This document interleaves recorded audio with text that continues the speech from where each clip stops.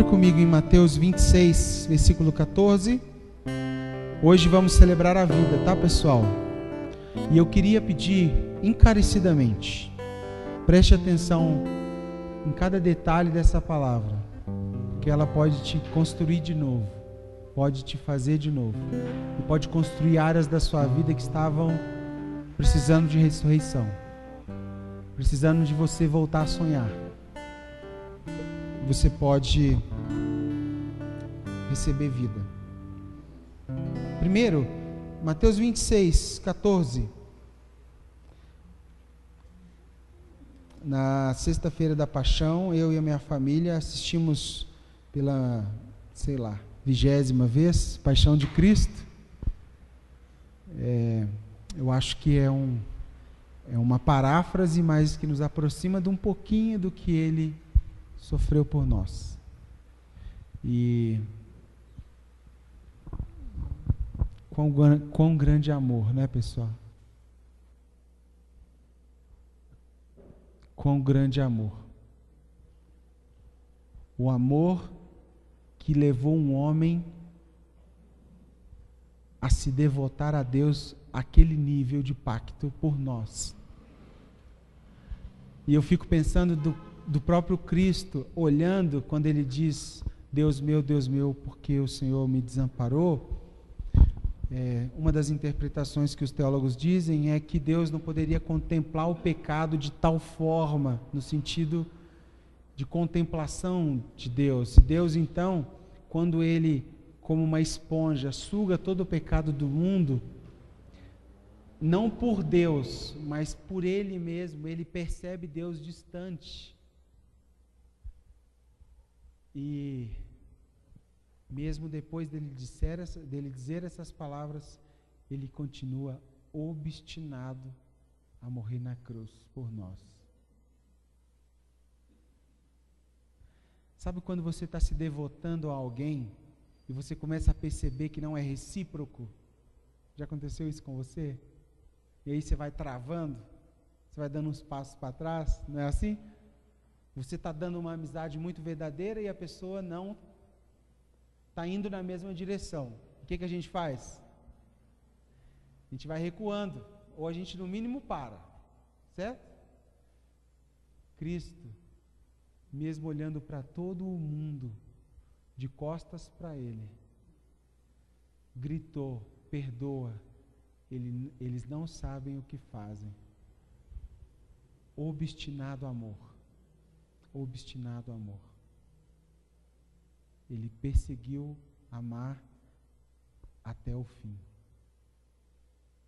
Que boa lição para nós, né? Perseguiu amar até o fim. Bom, nessa via sacra, Jesus tinha 12 discípulos principais, tinha muitos outros não catalogados, outras pessoas que já estavam sendo fiéis ao que Jesus estava passando, porém ele tinha um time. Jesus tinha um time principal de 12. E um desses 12, lá, nas profecias de Isaías, já apontava que um dos 12 iria o trair.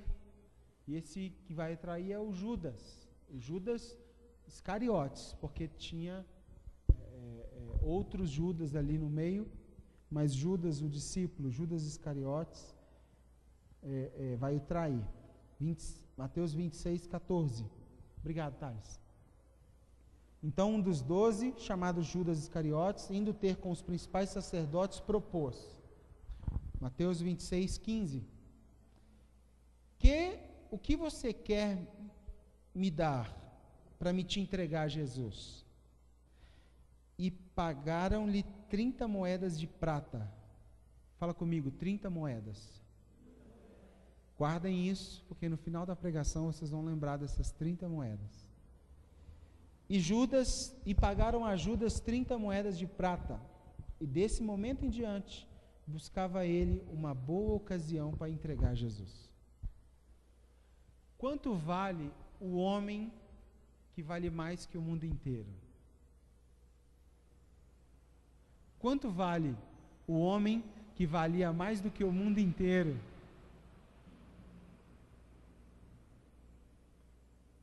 quanto Jesus vale? Quanto você vale? O quanto de dinheiro é suficiente para te comprar? Essa semana tivemos o acesso aos áudios, vídeos da maior delação da história, né? A delação dos cabeças da Odebrecht, não somente o Marcelo Odebrecht. E depois, acompanha um pouquinho hoje no Fantástico, se você quiser contextualizar o que eu estou falando. Mas uma das delações fala o seguinte, que eles começaram esse fundo, que depois virou um setor dentro da Odebrecht, despretensioso, colocando lá uma porcentagem de cada obra de 1% da licitação da obra. Eles jogavam lá fundo para viabilização de novas concessões. O que é isso? Para mim ter a próxima obra, eu te dou um agrado, né, Cláudia? Que a gente sabe muito bem como funciona. Um caixa 2, que não está nos parâmetros. Estou dizendo que a Cláudia, porque a Cláudia trabalha com essa prestação de contas, é excelente no que faz, reconhecida no que faz, nessa prestação de contas. Inclusive, hoje ela está nos ajudando no projeto de integração com essa prestação, né? E a gente sabe que tudo que entra, sai ou está lá. Não tem um plano B. Ou tem a nota fiscal, comprou, pagou, né? Mas a Odebrecht fez um caixa à parte. Só que esse caixa, no terceiro ano, tinha 27 milhões de dólares. E aí foi perguntado para eles assim, por que vocês acumularam tanto recurso? Recurso esse que nem alguns bancos do Brasil não têm esse valor em caixa para girar. Eles tinham num fundo. Aí perguntaram para eles, por quê? Aí eles responderam assim, porque o dinheiro compra todo mundo. E a gente queria ter todas as pessoas que a gente quisesse. O dinheiro também comprou Jesus. Judas também, hoje, poderia ser incriminado por uma delação, porque ele vendeu Jesus por dinheiro. Pergunta, será que o dinheiro é uma área fácil da nossa vida? Se o próprio Messias, com sinais e prodígios, foi vendido pelo dinheiro? E ter dinheiro é o pecado? Não, não necessariamente. Talvez ter mais do que você precisa, talvez até seja pecado. Depende do que Deus tem para você fazer com aquele dinheiro. Mas, reflita sobre os seus principais bens e o quanto de dinheiro é capaz de comprar. E você vai chegar numa conclusão. Quanto vale o Gabriel, Fernando? Eu tenho 2 filhos, mas um menininho lá, entrando para o time, ia ser reforço. Né, Alex? Ia ser bom. Estou fazendo uma poupança aí, rapaz. Estou querendo... E o Gabriel, ele está meio caminho andado, viu? Menino muito joia. Quanto vale? Estamos hoje celebrando uma data especial. Estamos celebrando a vida, né? Mas também, não sei se vocês perceberam, nós estamos numa construção de linha do tempo, a qual a Páscoa encaixou bem nessa linha, né? Deus, na sua divina providência, Ele encaixou esse assunto que vamos falar hoje, que é Páscoa. Começamos com criação, queda, redenção, não é isso? Noé e o dilúvio, depois Babel e Nimrod, depois falamos dos patriarcas, depois falamos que Abraão, Isaac e Jacó tem 12 filhos que dão origem às 12 tribos, não é isso? Um dos filhos de Jacó é José. José se torna, vendido pelos irmãos, vai ao Egito, se torna governador do Egito. A sua família vem estar com ele, depois por causa do alimento. Faraó, que conhecia José, morre. Um outro faraó começa a escravizar o povo, não é assim? A Bíblia diz que esse faraó não conhecia José e a sua família, nem a história de José. Começa a escravizar e Faraó começa a perceber que o povo de Deus era um povo que estava se multiplicando muito e que, em algum momento, esse povo iria dominar, porque eles eram muito hábeis. Faraó, por medo de perder o governo, o que ele faz? Começa a oprimir ainda mais o povo, e Deus levanta um homem chamado Moisés. E nós falamos de Moisés aqui. Quantos estavam aqui? Que Moisés é aquele homem que nasce com uma vocação, com uma missão de tirar o povo de dentro do Egito, não sozinho, juntamente com Arão. Né, Kelly? Lembra? Então, Moisés, como representante de Deus, tira o povo do cativeiro. Então, em José nós terminamos o Gênesis todo e entramos no Êxodo. Depois desse Êxodo, o Bruno falou um pouco sobre esse panorama geral da lei. Não é isso? As benesses da lei. Por que Deus estabeleceu leis? Não foi isso que ele fez? E construiu para nós que só existe segurança onde há limites. E os limites, inclusive para o povo de Deus, foi o próprio Deus que estabeleceu.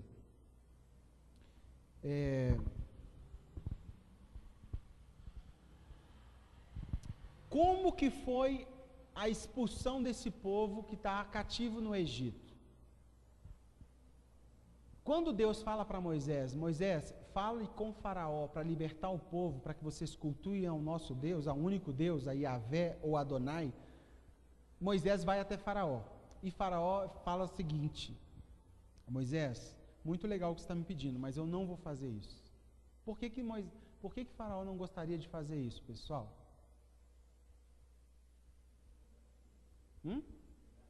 Ia quebrar a firma dele. Por que ia quebrar a firma dele? Quem são os que movimentam economicamente o Egito? Você acha que é os próprios egípcios que são os que fazem o tijolo de barro? Não, o povo hebreu, que está cativo lá, escravo. Então, se ele liberta o povo como Moisés queria, não era só uma questão de Deus, de adorar a Deus, era uma questão de economia, dinheiro. Faraó ia perder o império que ele fez. E aí Deus tem uma brilhante ideia: vou enviar sobre vocês pragas, e a cada praga virá juízo sobre o povo egípcio e sobre Faraó. E aí Moisés, por exemplo, Deus, por exemplo, começa com a primeira praga. Quantos lembram? Qual é a primeira praga? Alguém lembra? Não. Dou-lhe uma. Transformar a água em sangue, o rio Nilo, não é isso? E, gente, eu descobri uma coisa muito interessante. Se vocês quiserem, depois eu posso disponibilizar esse estudo. Vocês sabiam que cada praga que Deus enviou, ele estava denunciando um tipo de Deus que o povo egípcio cultuava? Já ouviram isso? Muito interessante. E o exemplo, a primeira praga, transformação do Nilo e todas as águas em sangue, né? Foi uma ofensa ao Deus Nilo. Nilo para eles era um Deus. E esse Nilo é a personificação de Hapi, que é um Deus cultuado até hoje no Egito, que se acreditava ser o Deus da fertilidade. Tal praga resultou na morte de todos os peixes, né? E foi um duro golpe na alimentação daquele povo. E o povo que venerava os peixes, inclusive algumas espécies de peixes, eram veneradas como Deus. Assim como na África veneram o boi, a vaca, né? Desculpa. Na Índia, desculpa. Na Índia, se devota a vaca, alguns se devotavam a algumas espécies de peixe.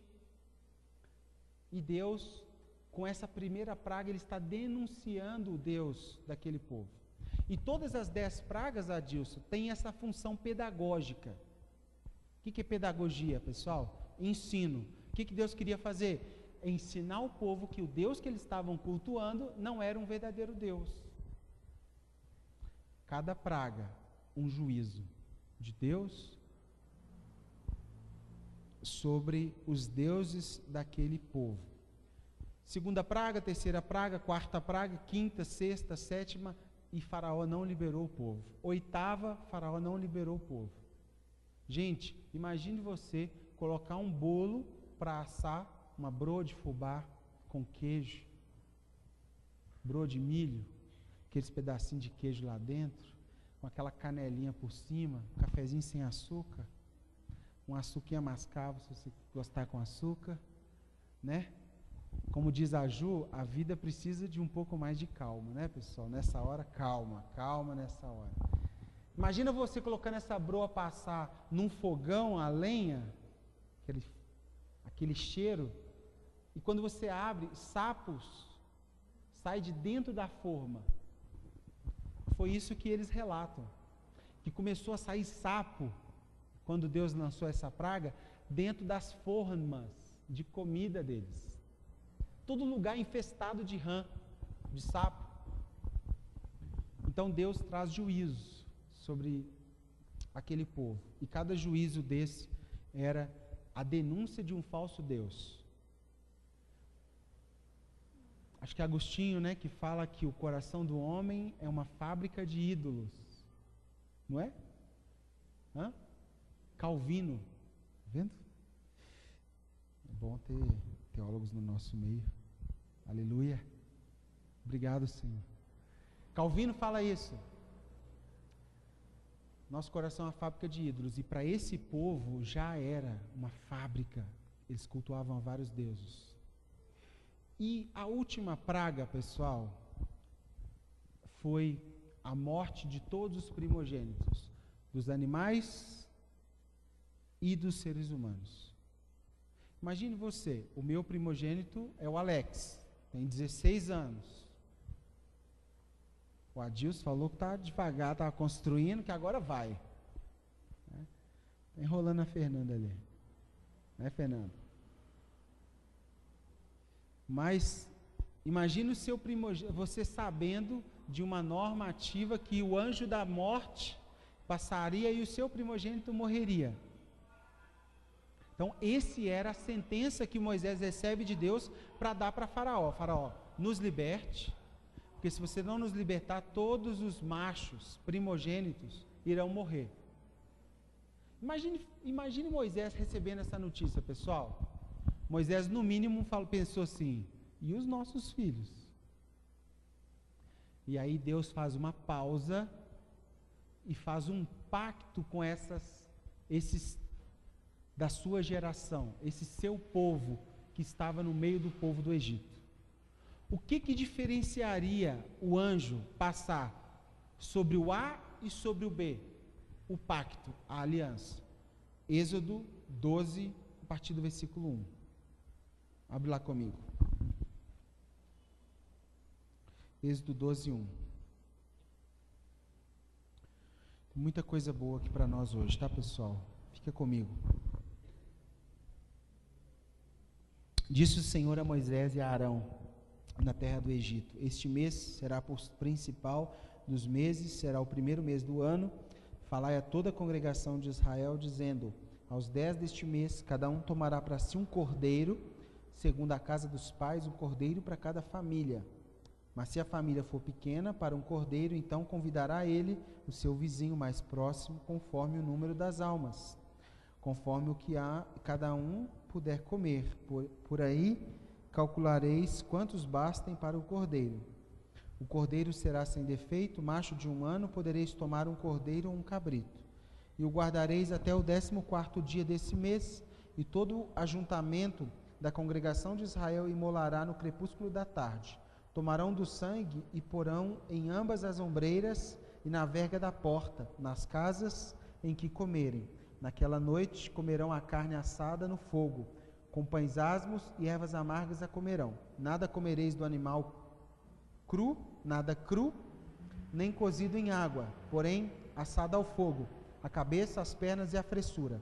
Nada deixareis dele até pela manhã, o que, porém, ficar até pela manhã, queimá-lo-eis. Desta maneira o comereis, lombos cingidos, sandálias nos pés e cajado na mão. Comê-lo-eis à pressa, é a Páscoa do Senhor.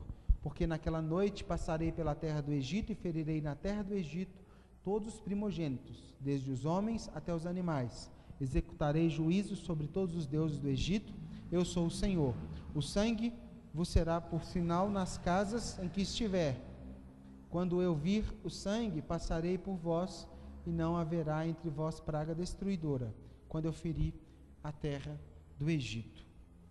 Bom, Páscoa, entendam comigo, última praga, escape para a última praga. Deus estabelece uma aliança específica para livrar o seu povo da condenação. Existe uma condenação sobre todos, porém, existe uma possibilidade de paz para alguns.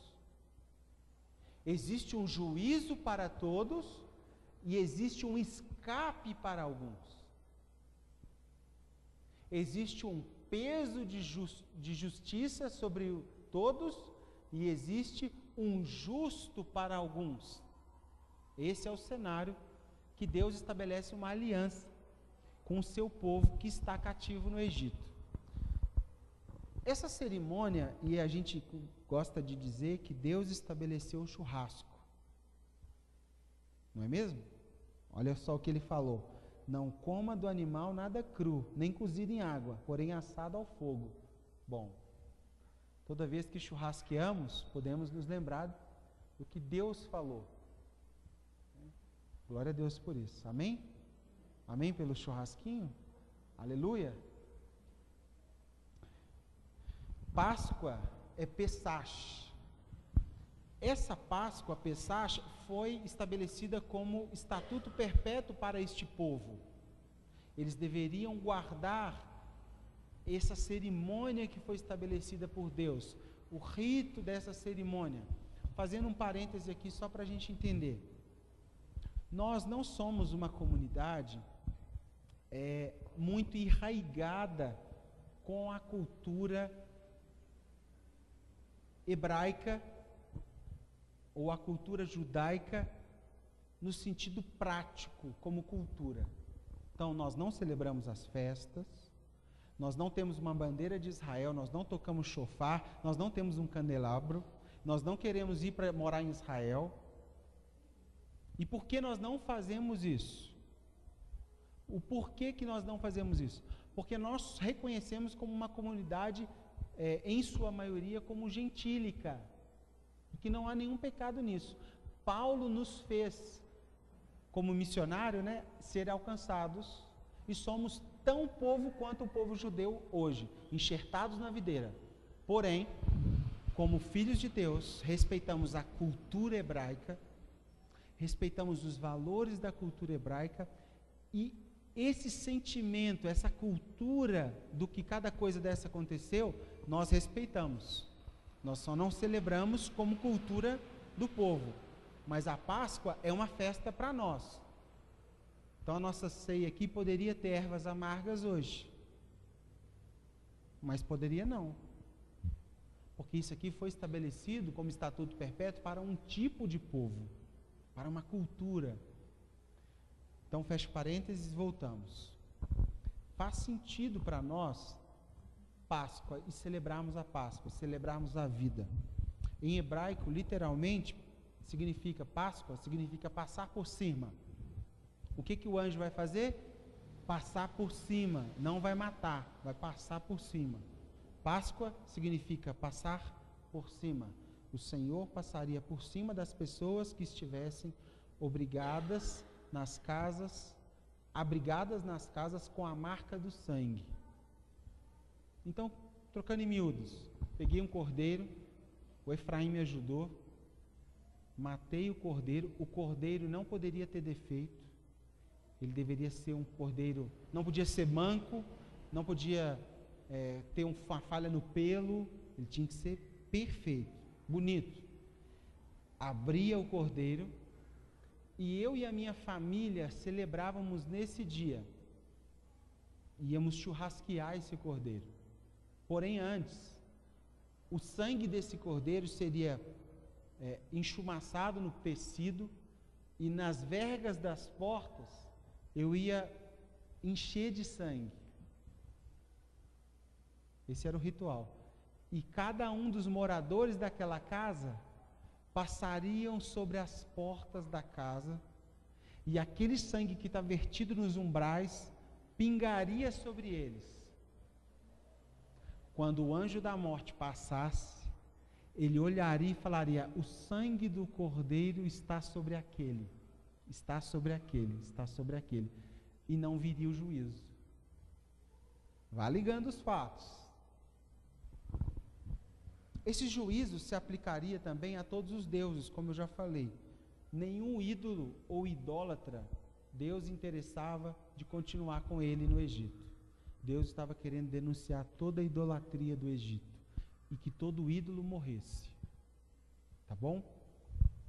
Bom, Páscoa originalmente é uma festa dos libertos. Por quê? Vai ser por causa da Páscoa que que Moisés vai conseguir a liberação de Faraó para sair do Egito. Então, Páscoa é a festa dos livres. A Roberta era cativa, hoje ela se torna livre. Então, Páscoa é a festa dos livres, dos libertos, celebrada no mês de Nissan ou Sisan, tanto faz, que é Abib. Abib é quando?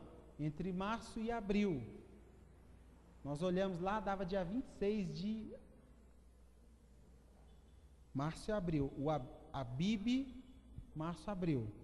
Não é não? 26 de abril é o próximo, é o que abre. E a Páscoa para os judeus celebra o novo ano, a mudança de destino, uma nova vida chegando, um novo estado de obediência a Deus. Páscoa, nova vida, libertação. Para nós, pessoal, como comunidade, o que eu quero deixar para vocês nessa manhã? Páscoa fala de um cordeiro. Páscoa fala de um cordeiro que foi profetizado pelo profeta messiânico Isaías como aquele que não tinha formosura alguma, aquele que ninguém contemplava os seus olhos, olhava a sua face como um qualquer, homem de dores, que sabe o que é padecer. Sabe quando Isaías falou isso? 681 anos antes de Jesus nascer. Louco isso. Não é louco isso, gente? 681 anos antes de Jesus nascer, alguém já falaria o que aconteceria nele. Isso é a Bíblia, né? Gênesis 3:21. Lembra, pessoal, quando Adão e Eva pecam e eles pegam uma folha de figueira e tampam sua vergonha? Deus vai lá e faz o quê? Alguém lembra?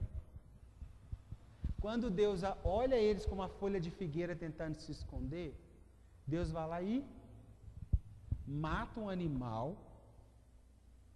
Quando você vai se aprofundar nisso, você vai achar. Pega a casca daquele animal, salpicada de sangue, pingando ainda, e colocou sobre Adão. Alguns dizem que ele matou um cordeiro, tirou a sua pele salpicada de sangue e vestiu Adão. Gênesis 3:21. Mas o texto, biblicamente, nós não podemos afirmar. Biblicamente fala que ele fez vestes de animais e os vestiu. Não é isso?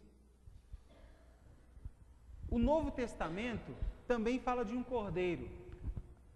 João Batista nasce com uma missão de proclamar o cordeiro que viria, e João Batista está pregando de um lado do rio. E quando João Batista olha e vê Jesus de longe, o que João Batista faz? O que ele fala? O Eis o Cordeiro de Deus que tira o pecado do mundo. É interessante o seguinte, pessoal, talvez para nós é só uma frase, mas para o povo que está ouvindo aquilo, faz todo sentido. Por quê? Porque eles foram livres do Egito por mão de um cordeiro. E agora eles vão ser livres de um novo Egito, chamado Império Romano, na mão de outro cordeiro. Por isso que muitos não aceitam Jesus como Messias, porque eles queriam um rei tirano, né? Eles queriam um rei que pegasse Roma e colocasse no bolso e falasse, eu que mando agora. Como Jesus não fez isso, foi um reinado do amor, né? Do serviço e da morte, eles não aceitaram, e até hoje não aceitam. Mas João Batista, mais de uma vez, quando estava pregando, viu Jesus e falou, eis um cordeiro. Então Páscoa para nós hoje fala de um cordeiro, pensado e estabelecido desde antes da fundação do mundo. Um cordeiro. Páscoa também fala para nós sobre sangue. Lembra quando Caim mata Abel? Quantos lembram? Caim mata Abel e algo começa a clamar por justiça na terra. E a expressão no texto fala que o sangue de Abel clamava por justiça.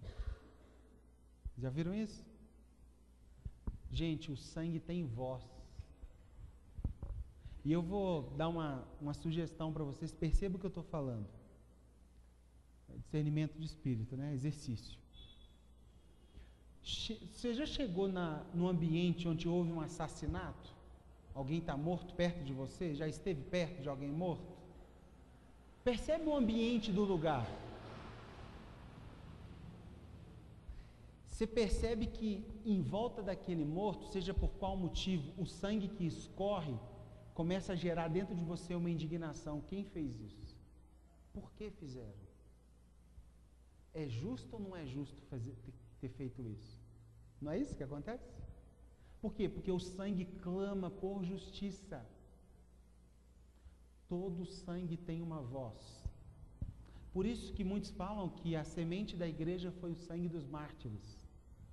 Eu estou tendo história do cristianismo na faculdade, melhor matéria que eu já tive na história da minha vida. Espetacular. Espetacular. Os caras indo ser tocha acesa para iluminar a cidade, queimando. E sabe qual é a oração deles, Clésia? Que eu seja um bom testemunho para os que hão de vir. Me queimem em praça pública. E o rei manda queimar vivo para iluminar a cidade. Entendeu? Vou usar a luz mais de... Vamos usar tocha e tocha humana. E os caras escorrendo seu sangue no chão para que nós, igreja, estivéssemos vivos aqui hoje. Depois você estuda patrística e você vai se apaixonar mais ainda. Então, voltando, Páscoa fala de um sangue. O sangue vertido nos umbrais que respinga sobre os filhos e que esses filhos são salvos. Êxodo 12:3 fala que aqueles que tivessem a marca do sangue seriam salvos. Quando você vai lá para Hebreus capítulo 9, fala o seguinte: se o sangue de bodes e de carneiros e de cordeiros era suficiente para perdoar pecados na antiga aliança, quanto mais o sangue de Cristo nos perdoará e nos dará vida. Entende? Então Páscoa fala para nós de um cordeiro, fala para nós de um sangue vertido sobre nós. Jesus, pessoal, ele não mudou a lei sacrificial da velha aliança ou da antiga aliança. Ele a cumpriu com o sangue dele vertido na cruz. Nós estamos aqui hoje, salvos. Salvos pelo sangue de Jesus. Lembra aquele homem que fura o lado de Jesus para testificar a morte? Você viu que a hora que fura, vaza água e sangue, e ele cai de joelhos no Paixão de Cristo? Ninguém fala nada para ele. Ele simplesmente recebe o sangue sobre ele e cai de joelhos. Alguns historiadores vão dizer que ele se tornou um cristão devoto e pregou em toda aquela região pós-morte de Jesus. O sangue de Jesus, Jesus cumpriu. Páscoa fala para nós sobre um resgate, pessoal. Resgate. Alguém estava preso e agora está livre. 1 Pedro 1,18.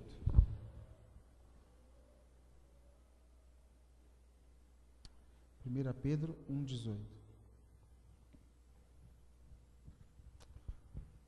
Sabendo que não foi mediante a coisas corruptíveis como prata e ouro que vocês foram resgatados do vosso fútil procedimento que vossos pais vos legaram, mas pelo precioso sangue, como de cordeiro sem defeito e sem mácula, o sangue de Cristo. Percebe as expressões que estão sendo usadas? É a mesma que era usada na antiga aliança? Então, é um resgate. A palavra original aqui de resgate é lutro, e lutro significa pagamento, liberar alguém da dívida, tornar-se um livre, alguém que estava cativo de pagamento, livrar de qualquer maldade interna e externa. O único capaz de nos livrar de toda maldade interna ou externa, Cristo. Interessante que o cordeiro tinha que ser sem defeito, não é isso?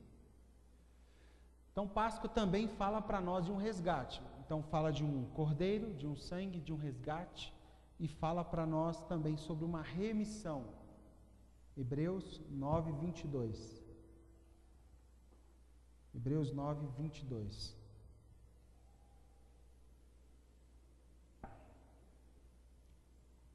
Remissão. Hebreus 9, 22. Com efeito, quase todas as coisas, segundo a lei, se purifica com sangue. Sem derramamento de sangue não há remissão. Era necessário, portanto, que as figuras das coisas que se acham nos céus se purificassem com tais sacrifícios, mas as próprias coisas celestiais com sacrifícios a eles superiores. Porque Cristo não entrou em um santuário feito por mãos, figura do verdadeiro, porém, no mesmo céu, para comparecer agora por nós diante de Deus, nem ainda para se oferecer a si mesmo, muitas vezes, como o sumo sacerdote, cada ano entra no Santo dos Santos com o sangue alheio. Ora, neste caso, seria necessário que ele tivesse isso sofrido muitas vezes, desde a fundação do mundo. Agora, porém, ao se cumprir os tempos, se manifestou uma vez por todas, para aniquilar pelo sacrifício de si mesmo o pecado. E assim, como aos homens está ordenado morrer uma só vez, vindo depois disto o juízo, assim também Cristo, tendo se oferecido uma vez para sempre, para tirar os nossos pecados e os pecados de muitos, aparecerá a segunda vez, sem pecado, aos que aguardam para a salvação total. Gente, remissão, livramento, sabe o que significa a palavra remissão? Livramento da escravidão. O que o povo do Egito vivia? Novo Testamento, livro de Hebreus. Cristo morreu para nos fazer livres. Livres. Você já conheceu alguém viciado em crack e que foi liberto? É chocante, porque o crack é uma droga muito grave, né? Uma droga muito profunda. Dizem que o êxtase do crack, quando a pessoa entra naquele êxtase de segundos do crack, a intensidade dele é 8 vezes mais alta do que o orgasmo, por exemplo. Então não ache que é lero-lero os que são viciados, não. E nem queira experimentar. Porque de fato, o que ele produz no cérebro humano é descomunal de prazer. Não brinque com isso. Aquela história de um pastor, né? deixa eu experimentar. Vou experimentar para me te provar que você consegue sair. Tadinho. Está viciado, com a vida arrebentada até hoje. Não consegue se libertar do crack. Então, estávamos cativos. Existia uma sentença de prisão sobre nós. E Ele redimiu, Ele remiu a nossa liberdade. Ele nos deu liberdade. O Cordeiro Pascal era o sacrifício de Deus, aceitável e substituível para todo aquele que entrega a sua vida para Ele. Assim como na antiga aliança tinha exigência de sangue, a nova aliança exigia sangue. Não mais um cordeiro por ano, ao celebrar a Páscoa.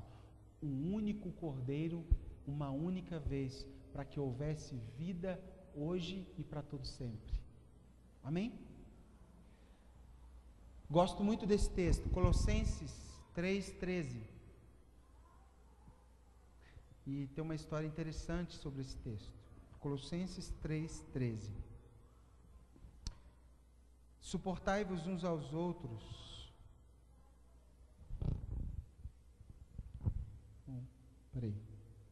Desculpa. Colossenses 1:13.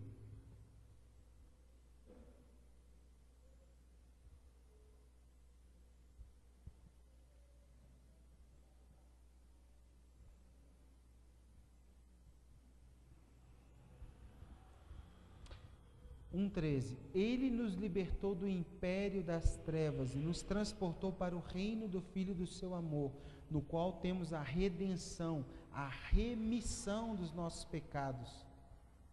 Esta é a imagem do Deus invisível, o primogênito de toda a criação. Gente, Ele é a redenção, a remissão dos nossos pecados. E quando fala que Ele nos tirou do império, a linguagem aqui é muito pontual. O que reinava na época de Cristo era o Império Romano. Então ele usa esse trocadilho de palavras. Eu te tiro desse ambiente de escravidão, de império, e te coloco sobre um reino. Um reino não tem um imperador, um reino tem um rei, que é Cristo. Então eu te tiro de um império das trevas e te transporto para um reino do Filho do seu amor, Cristo. Ele cancela, pessoal, o escrito de dívida que estava sobre nós. É muito interessante, nesta época do Império Romano, quando alguém era condenado e preso, existia uma cédula de morte, uma cédula, uma sentença que ficava colocada na porta da cela. Então aqui era a cela do fulano. Do lado tinha uma caixinha e a cédula, a sentença do juiz, com o tempo que ele ficaria preso, ia do lado. E todo mundo que passasse sobre aquela prisão conseguia ver o nome do cidadão e o que estava sobre ele, a pena. Quantos anos ele ia ficar preso? Aqui no Brasil não ia ter parede para colocar cédula, né? Porque em um lugar de 30 eles colocam, infelizmente, 300. Mas todo mundo que passava tinha essa cédula como a cédula da vergonha. Por quê? Porque constava na cédula informações sobre o crime e a pena. Colossenses vai falar que o Cristo, ele passa sobre esses lugares de cativeiro e pega a cédula que estava escrita contra nós e rasgou a cédula, nos fazendo livres. Isso é muito interessante. A sentença que estava sobre nós, que Satanás planejava para a sua vida, Cristo rasgou e nos deu nova vida. Nós estávamos fadados pelo pecado original, né? O primeiro Adão caiu. Então, se você se achar muito, muito, muito santo, lembre do pecado original e você vai precisar de ser perdoado. Ainda assim, tá bom? Por último, Páscoa fala de redenção. Efésios 1:7.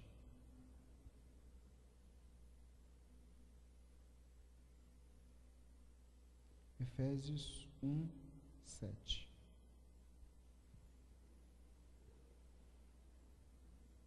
Então, Páscoa fala de um cordeiro, Páscoa fala de um sangue, Páscoa fala sobre um resgate, Páscoa fala de uma remissão, a cédula de dívida que era contra nós, e Páscoa fala sobre redenção, Efésios 1:7, no qual temos a redenção pelo sangue, remissão dos pecados, segundo a riqueza da sua graça. A palavra redenção é a palavra libertação efetuada pelo pagamento de uma dívida que você não conseguiria pagar. Algo que você mesmo não teria como pagar. Só podemos pensar em liberdade sob o favor do Cordeiro.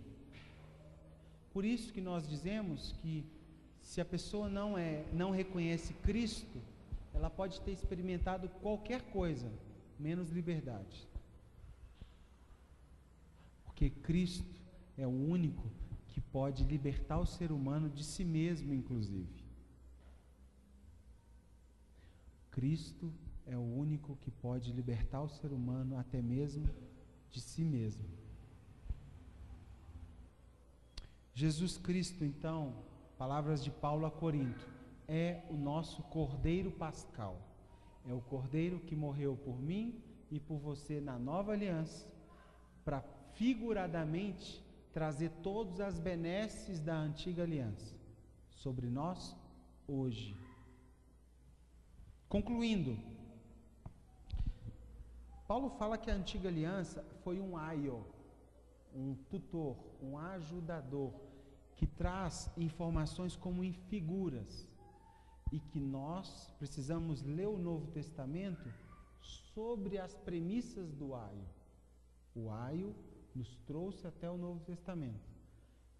E a revelação plena de Cristo, plena dos Evangelhos, ela é totalmente coerente com o aio.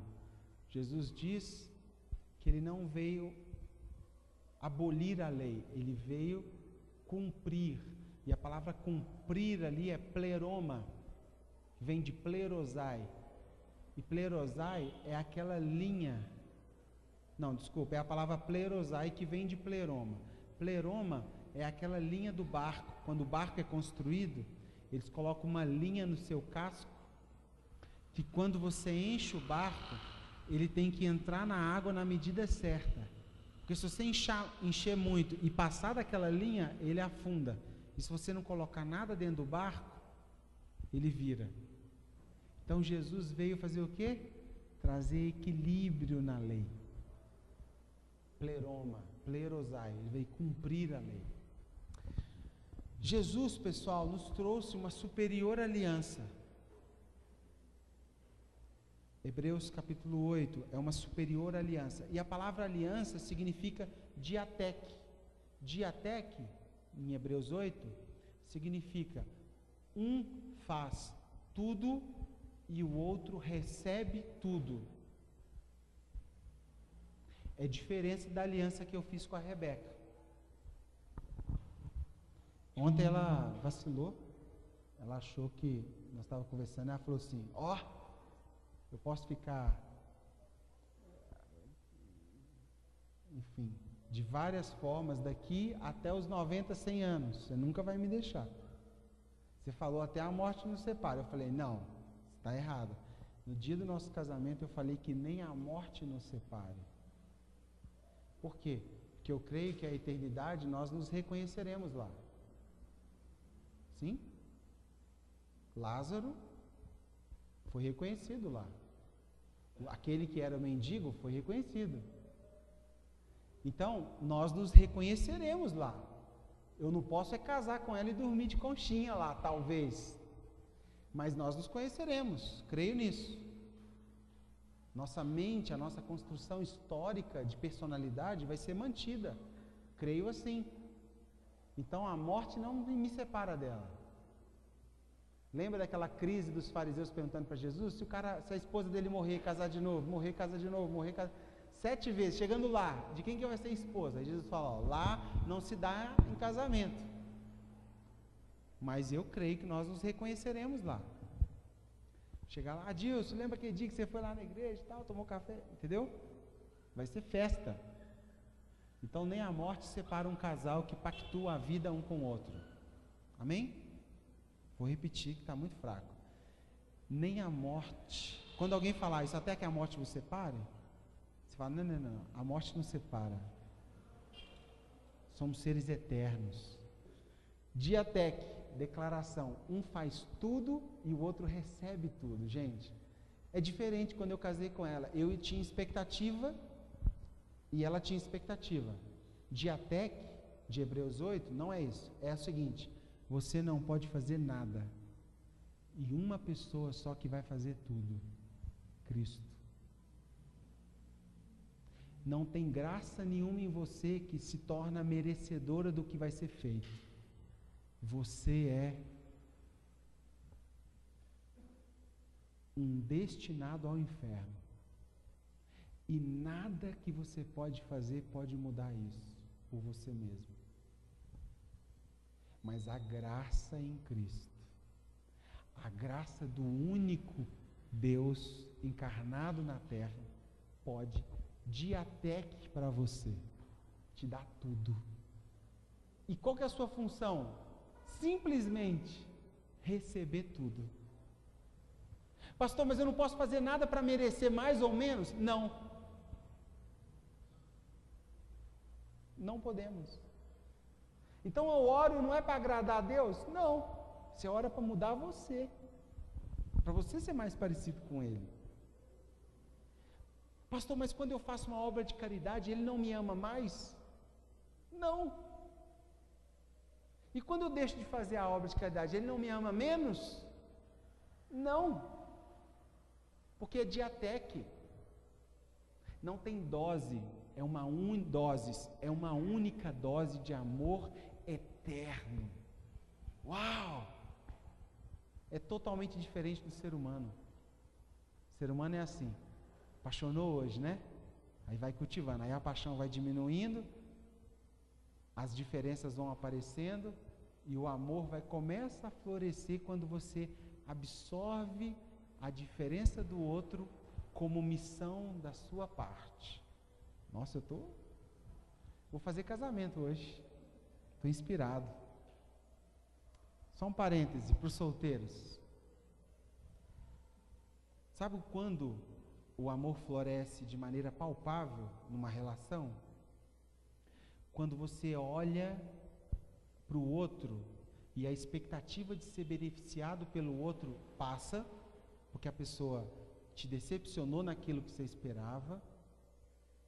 E quando você contempla a dificuldade do outro, e você olha e fala, puxa, eu esperava isso e ainda tem isso. E aí dentro de você acende uma luz que fala assim, talvez foi por causa disso que você está do lado dele. E aí quando você faz esse movimento de não querer mais ser beneficiada, desce de si mesmo, entra no ambiente do outro que é falho, e se dá por ele, você começa a amar como deveria amar. Eros. Um amor pactual eterno, que não acaba com a morte. Contínuo. Fecha parêntese. Seu casamento, quem sabe falamos mais sobre isso. Gente, diatec não é aliança entre homens. Diatec é, eu faço tudo e você recebe tudo. Cristo falando. Tá bom? Fechando, a Páscoa se cumpre em Jesus. E isso aqui é a parte mais empolgante para mim. O Cordeiro tinha que ser sem mácula, sem defeito. Certo? Jesus é Deus encarnado, cremos assim. Sem defeito. Ele sofreu todas as pressões que sofremos, mas não pecou. E sabe o que aconteceu? Sabe como acontecia em Jerusalém? Existia um muro, o Muro das Lamentações, e no final desse muro em Jerusalém, no caminho, tinha um acesso que era chamado de Porta das Ovelhas. E em volta de Jerusalém existia pessoas que cultivavam cordeiro, criavam cordeiro para ser vendido quando da Páscoa, para ser um sacrifício. E esse cordeiro era vendido por um alto preço. Então, Jerusalém, Porta das Ovelhas. O cordeiro deveria entrar em Jerusalém no 10º dia, faltando 4 dias para a Páscoa. E como que funcionava? O Daniel cria cordeiro para vender. Ele criava o cordeiro, chegava na Porta das Ovelhas, colocava uma etiquetinha, como é que chama? Aquelas, tipo quando você compra a carne, vem aquele selo? Uma manilha, isso, uma manilha sobre aquele cordeiro, e soltava o cordeiro no 4º dia, faltando 4 dias para a Páscoa. Soltava o cordeiro no 10º dia, a Páscoa seria no 14º, na porta em Jerusalém, e no meio de Jerusalém era uma avenida, na frente dessa porta, e os sacerdotes ficavam aqui, os cordeiros eram soltos lá, entrava por Jerusalém, o sacerdote observava os cordeiros e buscava entre o cordeiro o que fosse mais perfeito, um para cada família. Então era um negócio já. Lembra que nesse mesmo momento Jesus entra lá no templo e fala: vocês transformaram a casa do meu pai, casa de oração, em um covil de salteadores? Era na mesma fato. Por quê? Porque neste dia estavam vendendo coisas. E o sacerdote, Daniel, olhava o cordeiro branquinho, perfeito, pegava aquele cordeiro, ia para trás da porta e falava com o dono. Falava: ó, nós vamos analisar o cordeiro. Nós escolhemos ele, só que nós vamos precisar analisar ele mais 3 dias, para ver se de fato ele é sem defeito. Presta atenção. Exatamente no 10º dia, Mateus 21, Jesus monta no jumentinho e entra em Jerusalém pela Porta das Ovelhas. E à medida que Jesus entra em Jerusalém, os sacerdotes começam a olhar para Jesus e dizer o seguinte: quem ele pensa que é? E Jesus, como ovelha muda, no exato dia da separação do cordeiro, na data, os cordeiros estão sendo soltos e Jesus no jumentinho, entrando em Jerusalém, e as pessoas fazendo festa e gritando o quê? Bendito o que vem em nome do Senhor, hosana nas alturas. Bendito em que vem bendito o que vem em nome do Senhor. O povo está clamando por libertação, Jesus sentado no jumentinho. Existia essas criações. Detalhe: quanto custava o cordeiro depois de ser batido o martelo que ele era sem defeito? Alguém sabe? 30 moedas de prata. O preço do cordeiro que era comprado, dos cordeiros que era comprado. Jesus foi vendido por 30 moedas, por mão de Judas. E Jesus está entrando. Depois de comprado o animal, esse animal era analisado 3 dias. Eles prendem Jesus no 4º dia. No outro dia ele passa a noite, no outro dia ele faz o quê? Envia ele a quem? A Pilatos. E Pilatos chama Jesus na particular e fala: acho que está alto um pouquinho, está dando um som. Pilatos chega, analisa Jesus, conversa com Jesus, e Pilatos fala o que de Jesus, pessoal?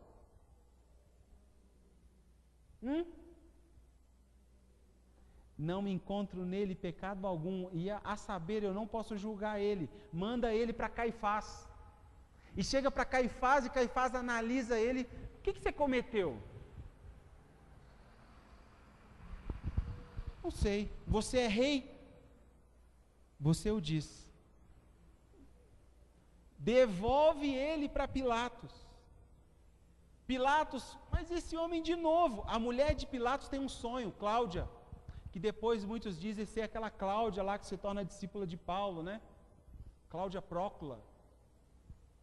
Cláudia tem um sonho e fala para o esposo dela, Pilatos, não toque nesse homem, esse homem é sem defeito. Lembra disso? E aí Pilatos fica assim, para onde que eu mando? Para onde que eu mando? Manda para Herodes. Ele chega em Herodes, Herodes está enchendo a cara, ele adorava o deus Baco, né? Daí vem a palavra bacanal, de beber, deus do vinho, e ele estava chapadão, olha para Jesus, esse aí é o Deus dos judeus, o rei dos judeus, e é nesse momento que coloca-se uma túnica nele, coloca-se uma coroa de espinhos, o sangue do cordeiro deveria ser aspergido sobre as pessoas na antiga aliança, e Jesus apanha em praça pública, e o sangue é visto e aspergido sobre aquele lugar, no centro de Jerusalém. Jesus volta para Pilatos, e Pilatos, em Lucas 23, dá uma declaração estonteante: não vejo neste homem dolo algum. E quando Pilatos diz isso, ele vira para as pessoas e fala: eis aí o seu rei, não há dolo, não há mácula, ele é um cordeiro sem pecado, sem defeito. Só que na cabeça de Pilatos, isso deveria fazer com que o povo entendesse que ele deveria ser livre. E o que o povo começa a gritar exatamente nessa hora? Crucifica-o. Por que crucificar? Porque ele é um cordeiro sem defeito. Entende? E Jesus é levado para a cruz e é solto Barrabás. Sabe o que significa Barrabás? Pesquisa lá, filhos de Aba. Aba, pai, tá bom? A-B-B-A, pai. E Barrabás é filhos de Aba, filhos do pai. Sabe o que significa mais ou menos o que estava acontecendo ali? De um lado, nós tínhamos alguém que merecia morrer, que cometeu crimes. Como é que eles chamavam? Barrabás. Não é isso? Condenado, execrado. Não podia fazer nada para ser livre por si mesmo, certo? Um outro sem pecado assume o lugar daquele que não poderia ser livre. Quem era Barrabás, gente? Barrabás, nunca mais tenha vergonha de Barrabás, porque Barrabás era a exemplificação de quem era eu e você, condenados, execrados. E Jesus, o Filho de Deus sem pecado, assume o lugar de Barrabás, e os filhos de Aba, os filhos do Pai, são livres. Barrabás. Entende? O que está acontecendo em Jerusalém? E queridos, tudo isso acontecendo na cara dos judeus, e eles não percebem que ele era o Messias, ou alguns não percebem, ou muitos não percebem. O espetáculo da redenção aconteceu no palco do Calvário, sobre o cenário da cruz, e diante de uma plateia que era alvo do amor do protagonista. O homem que era o centro do mundo, o centro da humanidade, estava sendo esmagado no palco do Calvário. sobre o cenário da cruz e diante de uma plateia que era alvo do amor de quem fazia o papel principal, Cristo.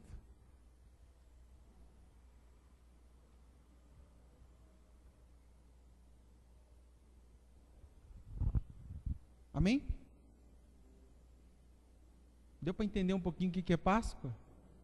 E quem foi esse cordeiro que entrou em Jerusalém? E o que significava quando João falou, eis o Cordeiro de Deus?